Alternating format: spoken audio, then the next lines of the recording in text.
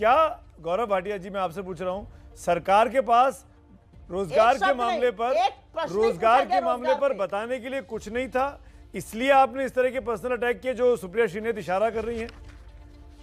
या आपके पास आंकड़े हैं तो दीजिए, आज सुप्रिया श्रीनेत जी को सामने रखिए। आज मैं बिल्कुल दूंगा। देखिए, सबसे पहले तो मैंने अपरिपक्व शब्द का इस्तेमाल किया, इन्होंने कहा असंसदीय है। मैं केवल सुमित जी आपसे यह पूछना चाहता हूं कि जो व्यक्ति 3 बार सांसद रहा हो, विदेशी धरती पे जाए और उससे वंशवाद पे सवाल पूछा जाए तो वो कहता है बर्कली में कि वंशवाद भारत की परंपरा है। मैं समझता हूं जितने हमारे यहाँ नागरिक हैं जो अपनी मेहनत ईमानदारी से आगे बढ़ते हैं, उनका ये अपमान है। दूसरा, इन्होंने कहा झांसाराम कहूंगी। मत कहिएगा झांसाराम, क्योंकि झांसाराम जब आप कहेंगी तो इंदिरा गांधी की याद आ जाएगी, राजीव गांधी की याद आएगी, सोनिया गांधी की याद आएगी। क्यों आएगी मैं बताता हूं सुमित जी। 1967-68 में इंदिरा गांधी का नारा था गरीबी हटाओ, और अभी 2019 के चुनाव में ये कह रहे थे न्याय होगा। इनका मैनिफेस्टो देख लीजिएगा, तो भी कह रहे थे गरीबी हटाओ।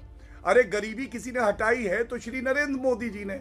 मतलब ये खुद कबूल रहे हैं कि ये सत्ता में 55 साल रहे, लेकिन गरीबी इनसे नहीं हटी, मोदी जी ने 7 साल में करके दिखाया। तीसरी बात कोविड पे हुई। सुमित जी, बड़ी गंभीरता से ये सवाल मैं नहीं पूछ रहा हूं, ये पूरे देश की जनता पूछ रही है।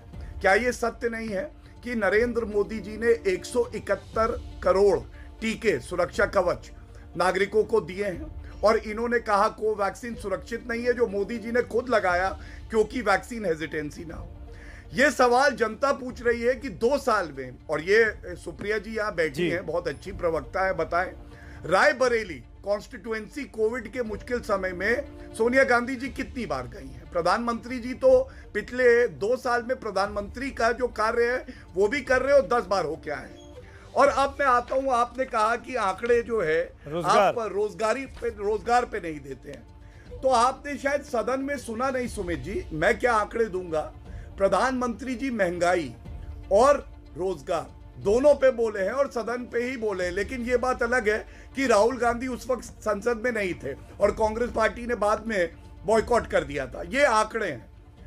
ईपीएफओ डेटा जो लेटेस्ट आया 2021 साल का, तो इससे रिलायबल कोई डेटा सुमित जी नहीं होता है। 1 करोड़ 20 लाख नई नौकरियां ये लगी हैं फॉर्मल सेक्टर में, केवल ये प्रधानमंत्री जी ने बताया था, मैं बात दोहरा रहा हूं। दूसरी बात, मुद्रा योजना जो हमने चालू करी ना, रोजगार के अवसर, 33 करोड़ लोन का वितरण किया गया है। क्या 17 लाख करोड़ रुपए जो इसमें लोन दिए गए हैं, इससे कोई रोजगार का अवसर पैदा नहीं हुआ है क्या?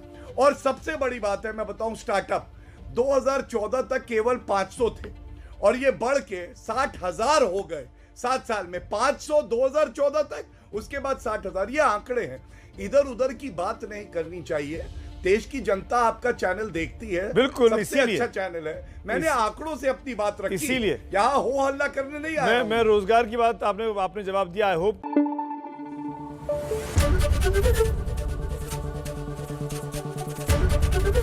एबीपी न्यूज आपको रखे आगे।